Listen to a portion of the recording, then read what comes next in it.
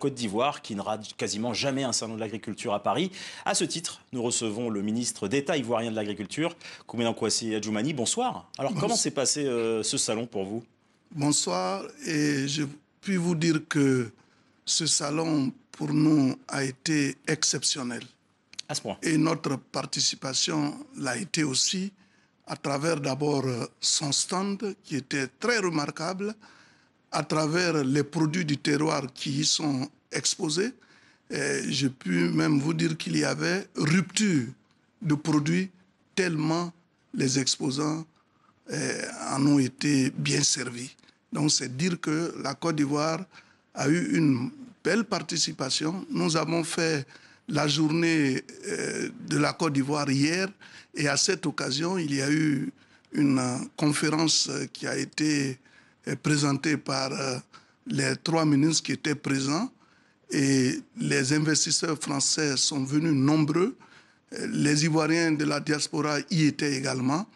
Et je crois que c'est un record jamais égalé, tellement les gens étaient venus nombreux pour prendre part à cette conférence et également visiter notre stand qui était grandeur nature. C'est ce qui s'appelle un salon réussi, donc si c'est un salon réussi. La Côte d'Ivoire met aujourd'hui en avant le concept de souveraineté alimentaire plutôt que de sécurité alimentaire. Alors, est-ce que vous pouvez nous expliquer cette distinction et pourquoi cette orientation est cruciale pour le pays?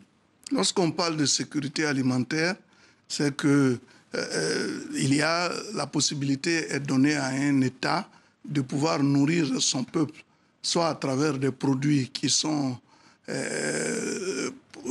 localement produits, ou alors soit avec des produits importés.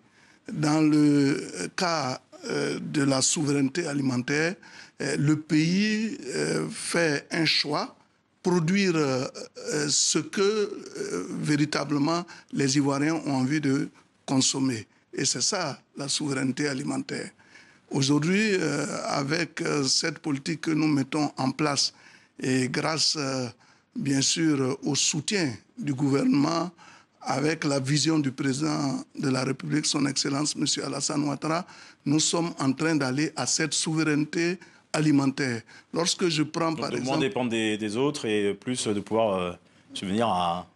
Oui, justement, parce que quand je prends le cas du riz, nous étions en 2023 à 1 300 000 tonnes de riz blanchi. Et l'autre jour, lorsque nous avons fait le bilan, nous sommes allés à 1 500 000 tonnes de riz blanchi. Sachant que nos besoins réels sont de l'ordre de 2 100 000 tonnes, vous voyez que le gap n'est plus grand. L'objectif que nous visions, c'était d'être autosuffisants en riz à l'horizon 2030. Mais tel que nous sommes en train de partir, je suis convaincu et même persuadé qu'à fin 2026, nous serons capables d'assurer notre souveraineté en matière de riz et même permettre que le surplus de production puisse être exporté dans les pays environnants. Alors justement, dans cet objectif d'autosuffisance en riz, comment le ministère accompagne les petits exploitants pour qu'ils puissent jouer un rôle clé dans cette quête d'autosuffisance en riz? Nous avons mis une politique de développement à travers des agences qui ont été mises en place, par exemple l'ADERI, l'ANADER, qui encadre nos producteurs sur le terrain. Et en ce qui concerne, par exemple, 2024, Son Excellence, Monsieur le Président de la République, a bien voulu mettre à la disposition des producteurs des kits agricoles. Et c'est grâce à ces kits agricoles que nous sommes parvenus à ces résultats. L'État de Côte d'Ivoire également a fait des plateformes à partir desquelles on peut installer les jeunes, les femmes qui vraiment veulent s'adonner au métier de l'agriculture. C'est ce que nous avons fait. Vous savez que nous avons des barrages, nous avons des bas-fonds, nous avons des lacs, des fleuves. Et autour de ces lacs, nous faisons des aménagements pour faire des canalisations.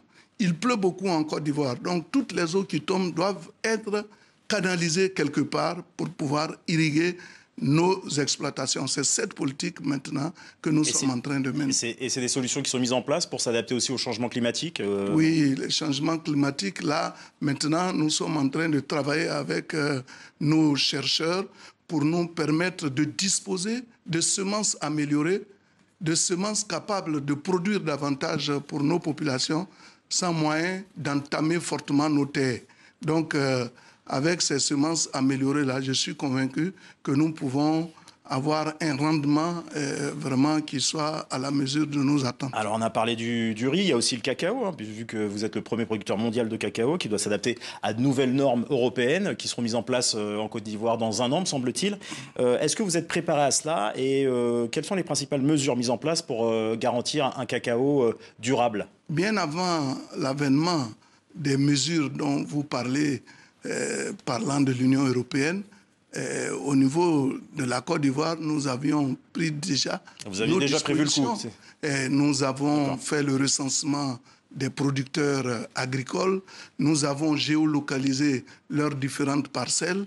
Aujourd'hui, le producteur de cacao au niveau de la Côte d'Ivoire dispose d'une carte qui lui permet non seulement de faire des transactions bancaires, mais également d'être identifié et de se faire connaître partout où il va. Alors, monsieur le ministre d'État, monsieur Kwasi Adjoumani, avant de vous quitter, je voulais juste signaler que vous allez lancer donc, un salon de l'agriculture en Côte d'Ivoire. Ce sera du 23 mai au 1er juin. Mais je voudrais, avant de vous quitter, m'adresser au porte-parole du RHDP, donc le parti du président Alassane Ouattara. Le chef d'État va-t-il continuer à entretenir le suspense sur sa candidature pour l'élection présidentielle du 25 octobre prochain? Tous les militants du RHDP sont unanimes. Leur candidat s'appelle Alassane Ouattara. Nous attendons sa réponse. Les Ivoiriens veulent que le président Alassane Ouattara soit leur candidat parce que le président Alassane Ouattara est une garantie pour notre propre sécurité, une garantie pour la stabilité du pays. En tout cas, nous prions Dieu Tout-Puissant qu'il lui donne la force, qu'il lui donne la santé afin qu'il continue de diriger la Côte d'Ivoire. Merci, monsieur Kwasi Adjoumani. Merci, c'est moi qui vous remercie. C'est moi qui vous remercie.